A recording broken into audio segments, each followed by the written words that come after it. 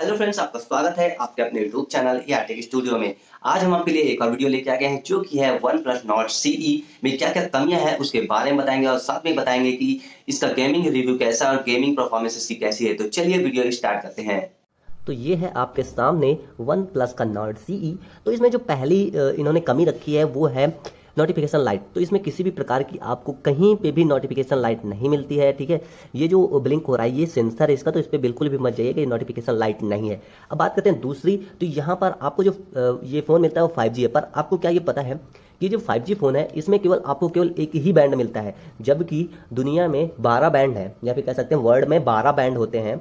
दिखा देता हूं मैं आपको, देख सकते हैं आप, ये इंडिया का है और इसमें केवल एक बैंड है N78। वहीं जो यूरोप में लॉन्च हुआ है मॉडल उसमें 12 बैंड इन्होंने दिए हैं। आप देख सकते हैं पूरे 12 बैंड 5G के दिए हैं। तो ये काम इन्होंने बहुत ही गलत किया है। इनको अगर लॉन्च करना ही था तो इंडिया में भी पूरे 12 बैंड के साथ में लॉन्च करना था, वरना इनको 5G देने का कोई मतलब ही नहीं। क्योंकि अगर 5G 12 में से किसी भी बैंड में लॉन्च हो जाता तो इसके होने के 5G फोन के चांस वही मान लीजिए 10% होते हैं, बस और कुछ नहीं। अब बात करते हैं इसका जो पैनल है बैक। आप देख सकते हैं कि ये कोर एडिशन है। सीई का मतलब जो है कोर एडिशन। तो कोर एडिशन का मतलब कम से कम ये जो पैनल था वो मेट फिनिश तो दिया इन्होंने, बट ये प्लास्टिक नहीं होना चाहिए। तो एटलीस्ट इनको ग्लास देना चाहिए था, क्योंकि इसके पहले जो मॉडल लॉन्च हुआ था नॉर्ड, उसमें भी ग्लास पैनल था। अब बात करते हैं इसका प्रोसेसर। तो आप जानते हैं इसमें जो प्रोसेसर आपको मिल जाता है वो 750G मिलता है, जबकि इस प्राइस पॉइंट पे आपको 7685G प्रोसेसर मिलना चाहिए था। अब आगे बात करते हैं, तो यहाँ पर आपको जो डिस्प्ले मिलती है 6.4 इंच की 90 हर्ट्ज की डिस्प्ले मिलती है।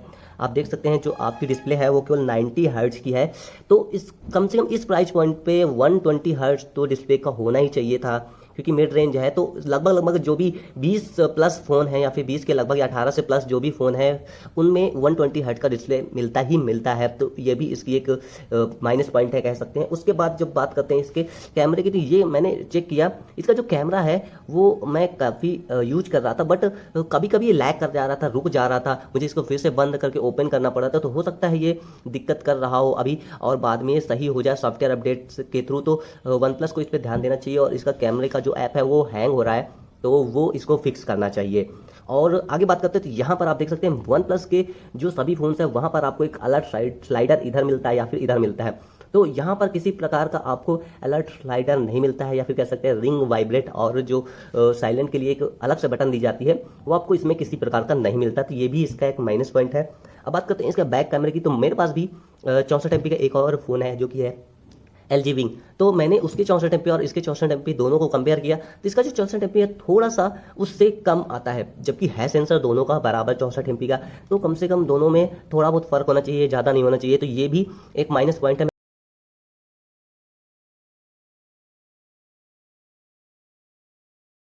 वहीं बात करते हैं इसके फ्रंट कैमरे की। तो इसमें 16 MP का आपको फ्रंट कैमरा मिल जाता है, जबकि मैं आपको बता दूं मेरे पास वन प्लस 6 है, उसमें भी 16 MP का कैमरा मिल जाता है। बट दोनों के कैमरा क्वालिटी में काफ़ी ज़्यादा फर्क है। मिड रेंज है, पर इसका मतलब ये नहीं कि आप 16 MP कैमरा बता करके उस रेंज की क्वालिटी ना दें। तो मैं आपको एक कैमरा कंपेरिजन दिखा देता हूँ वन प्लस 6 के 16 MP फ्रंट कैमरा और इसका 16 MP फ्रंट कैमरे में। तो आप देख ही सकते हैं फ्रंट कैमरे और बैक कैमरे में कितना फर्क है इसमें, 64 MP और 16 MP होने के बावजूद। तो इन्होंने एक मिड रेंज स्मार्टफोन लॉन्च किया है, बट जो क्वालिटी है उसको भी इन्होंने डाउन किया है पूरी तरह से। तो ये थी कुछ कमियां जो मुझे दिखी, तो जो मैंने सोचा क्यों ना आपको बताई जाए, जैसे अलर्ट स्लाइडर का ना होना, प्लास्टिक बैक पैनल होना, साथ में 5G बैंड का एक ही होना, जबकि 12 में से 10 5G बैंड कम से कम होने चाहिए थे, साथ में लो प्रोसेसर का होना, फ्रंट कैमरा बैक कैमरे का जो होने के बावजूद अच्छे फिर भी उनकी क्वालिटी का कम होना, और साथ में ही इनका जो सॉफ्टवेयर है कैमरे का वो इशू करना। तो ये सब चीज़ें थी, तो मैंने सोचा क्यों ना आपको बता दी जाए। तो ये आपके सामने वन प्लस नॉट सी, और इस पर हमने फ्री फायर इंस्टॉल कर लिया है। तो इसकी सेटिंग जो है हम पहले फुल पे कर लेते हैं और फिर आपको बता देते हैं। देख सकते हैं यहाँ पर हमने इसे अल्ट्रा पे लगा रखा है, फुल यार कितना कुछ देगा भाई।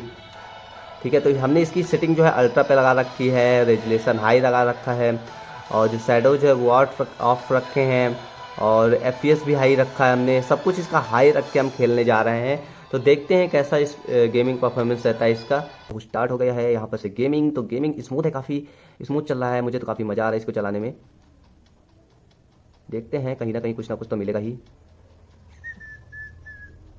तो ओवरऑल बात करें तो ग्राफिक्स काफ़ी अच्छे हैं, काफ़ी अच्छे से चल रहा है, स्मूथली चल रहा है, कोई दिक्कत नहीं है इसमें और कोई प्रॉब्लम नहीं हो रही मुझे इसे खेलने में। और हीटिंग भी थोड़ी बहुत हो रही पीछे, बट बहुत ज़्यादा तो नहीं कहूँगा, पर हाँ हीटिंग हो रही है।